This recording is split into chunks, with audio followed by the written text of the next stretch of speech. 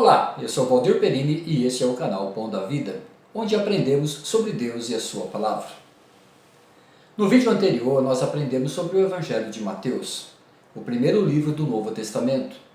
Neste vídeo falaremos sobre o Evangelho de Marcos e o Evangelho de Lucas, o segundo e terceiro livro do Novo Testamento. E fechamos então esse estudo sobre os evangelhos sinópticos, que são os evangelhos que são parecidos, são semelhantes. O Evangelho de Marcos, ele foi escrito por um jovem chamado João Marcos, filho de Maria de Jerusalém e primo de Barnabé. A igreja praticamente começou em sua casa, porque era na casa de sua mãe, Maria, não podemos confundir com Maria, mãe de Jesus. Mas a Bíblia chama de Maria de Jerusalém, a mãe de Marcos.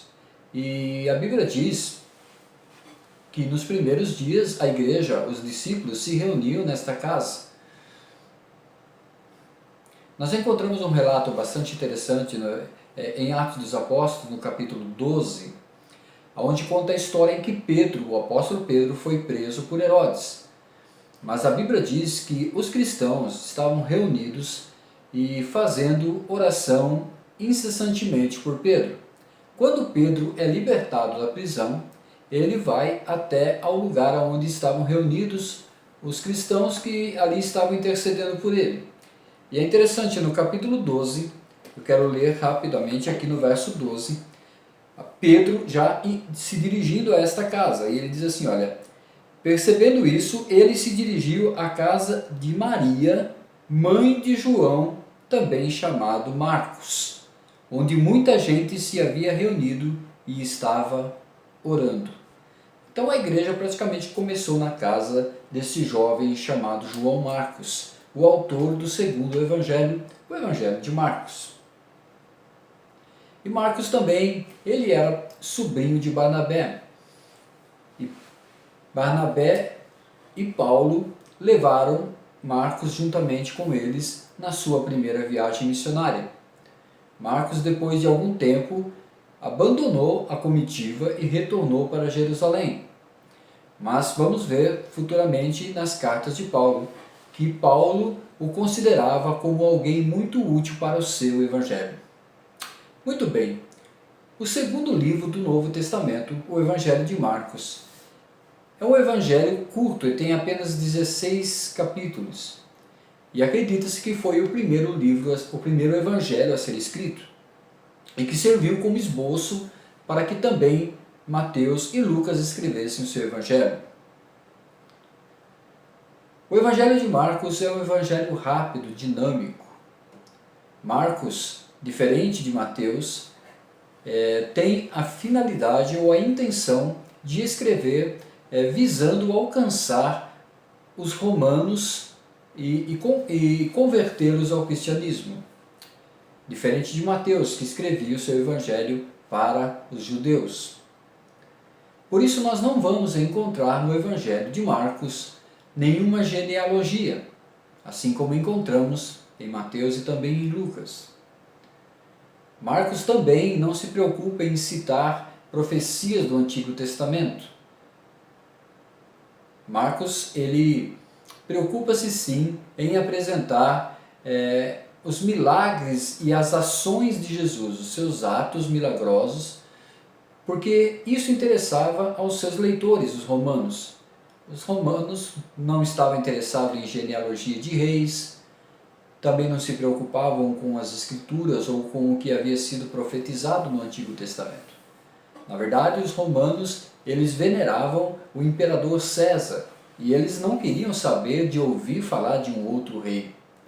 Diferente dos judeus, por isso que Mateus escreve apresentando Jesus como o rei para os seus conterrâneos, os judeus. Mas Marcos não, Marcos apresenta Jesus de forma diferente. Enquanto que Mateus apresenta Jesus como rei, Marcos apresenta Jesus como o servo incansável, aquele que está continuamente servindo. E é isso que nós vamos encontrar no Evangelho de Marcos. Um evangelho, como eu disse, muito rápido, muito dinâmico, Jesus sempre operando milagres, sempre curando, libertando, expulsando espíritos imundos das pessoas, e Jesus também incansável, né? De forma incansável, mesmo depois de passar um dia todo fazendo milagres, ajudando, socorrendo pessoas. Ao final do dia ele se retirava em um lugar deserto para orar, para passar um tempo em oração. Então esse é o Jesus que nós encontramos no Evangelho de Marcos. O tema principal do Evangelho de Marcos se encontra no capítulo 10, no verso 45, onde está escrito: pois o próprio Filho do Homem não veio para ser servido, mas para servir e dar a sua vida em resgate por muitos. E é justamente esse o tema do Evangelho de Marcos: servir, porque Jesus está sempre servindo. No Evangelho de Marcos também, nós não encontramos grandes discursos, grandes sermões, como encontramos, por exemplo, em Mateus, o Sermão do Monte. E também não temos muitas parábolas no Evangelho de Marcos. Bem diferente do Evangelho de Mateus e também de Lucas, Marcos tem apenas 4 parábolas. A mais conhecida talvez seja a parábola do semeador. E o Evangelho de Marcos, ele termina com as seguintes palavras de Jesus: e disse-lhes: vão pelo mundo todo e preguem o Evangelho a todas as pessoas. Quem crer e for batizado será salvo, mas quem não crer será condenado. Estes sinais acompanharão os que crerem. Em meu nome expulsarão demônios, falarão novas línguas, pegarão em serpentes, e se beberem algum veneno mortal, não lhes fará mal nenhum. Imporão as mãos sobre os doentes e eles ficarão curados. Depois de ter falado, o Senhor Jesus foi elevado aos céus e assentou-se à direita de Deus. Então os discípulos saíram e pregaram por toda parte. E o Senhor cooperava com eles, confirmando-lhes a palavra com sinais que a acompanhavam. Então esse é o desfecho, né? Assim termina o Evangelho de Marcos, da mesma forma como começou. Jesus operando milagres, trabalhando, atuando sempre, incansavelmente. E aqui nós vemos Jesus dizendo para os seus discípulos: vão por todo mundo, pregue o Evangelho em todas as nações, a todas as pessoas. Quem crer e for batizado será salvo. E aqui Jesus fala também sobre os sinais que seguiriam os crentes. Os mesmos sinais que vemos operando o tempo todo no Evangelho de Marcos, agora acompanharia os discípulos de Jesus, a Igreja do Senhor.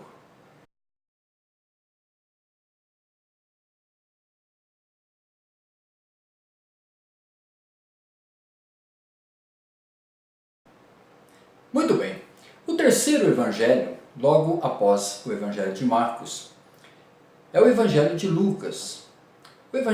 Esse evangelho ele foi escrito por um médico chamado Lucas, companheiro de Paulo. Paulo o chama em uma de suas cartas de Lucas, o médico amado. Eles eram muito próximos, porque Lucas participou de algumas das viagens missionárias de Paulo. E é justamente Lucas quem registra no livro de Atos os feitos dos apóstolos e inclusive do apóstolo Paulo. Lucas era grego e era uma pessoa bem instruída, bem culta. E Lucas, diferente de Mateus e de Marcos, o seu evangelho traz características próprias de uma literatura destinada não somente aos gregos, principalmente aos gregos, mas não somente aos gregos, e sim a todas as pessoas, né? Todas as nações, todos os povos. Se Mateus apresenta Jesus como rei e Marcos apresenta Jesus como o servo, Lucas apresenta Jesus como o Filho do Homem. Por ser grego, Lucas ele dá ao seu evangelho características muito emotivas. E Jesus é apresentado de forma mais humana, mais próximo das pessoas. Também, dentro da cultura grega, nós vemos a valorização das mulheres no ministério de Jesus. Lucas, ele é o único, talvez, acredita-se, o único gentil, ou seja, que não era judeu, a escrever o Novo Testamento. E quando Lucas decide, então, escrever o seu evangelho, como ele mesmo diz logo no início, ele faz uma investigação minuciosa sobre os fatos ocorridos. E ele vai buscar essas informações e começa a escrever sobre Jesus antes mesmo até do seu nascimento. Então nós vamos encontrar no Evangelho de Lucas informações que não temos em nenhum outro dos evangelhos, como por exemplo a história de Zacarias e Isabel, que não podiam ter filhos, mas Deus enviou um anjo para anunciar a Zacarias, quando ele estava servindo no templo como sacerdote, que ele teria um filho. E esse filho viria a ser João Batista. João Batista, ele seria aquele que precederia a vinda do Senhor Jesus. E Isabel, sua mãe, era prima de Maria, a mãe de Jesus. Portanto, João Batista é primo de Jesus. E é Lucas também que relata a anunciação, quando o anjo aparece a Maria e diz a ela, anuncia a Maria de que ela iria dar à luz ao Salvador da humanidade. Como disse, os gregos são mais emotivos na sua forma de escrever, na sua literatura, e valorizam muito a música, a poesia e também a figura feminina. É no Evangelho de Lucas que nós encontramos a canção de Maria, a canção de Zacarias. É no Evangelho de Lucas que nós encontramos vários relatos de mulheres que estiveram presentes no ministério de Jesus. Como, por exemplo, aquela mulher que a Bíblia diz que era uma mulher pecadora, que molhava os pés do Senhor Jesus com suas lágrimas e secava com o seu cabelo, e também beijava os pés do Senhor. Foi uma cena que trouxe um certo alvoroço, um certo escândalo, mas nós vemos ali a forma como Jesus tratou aquela mulher. E é justamente isso que Lucas apresenta no seu Evangelho. Um Jesus que está próximo das pessoas, um Jesus que se mostra bem humano, né?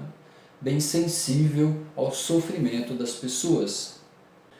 Também encontramos no Evangelho de Lucas o único relato sobre Jesus durante a sua adolescência.